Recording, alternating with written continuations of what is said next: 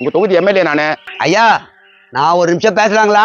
வாங்க தம்பி. நீங்க 3 பேருமே அரசு பள்ளியில் தானே இருக்கீங்க? ஆமாப்பா. என் பையன் அரசு பள்ளியில் தான் படிக்கிறான் ஐயா.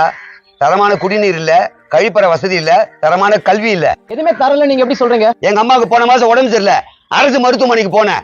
தரமான மருத்துவம் இல்ல, எங்க போனா லஞ்சம். ஏன்பா சம்பந்தம் இல்லாத என்ன பேசுகிறீங்க? அப்ப அரசு பள்ளியில நல்லதா இயங்கிட்டு இருக்கா? 100%. அரசு மருத்துவமனை நல்லதா இயங்கிட்டு இருக்கா? 100% நல்ல தயா எங்கிட்டு இருக்கேன். 100%.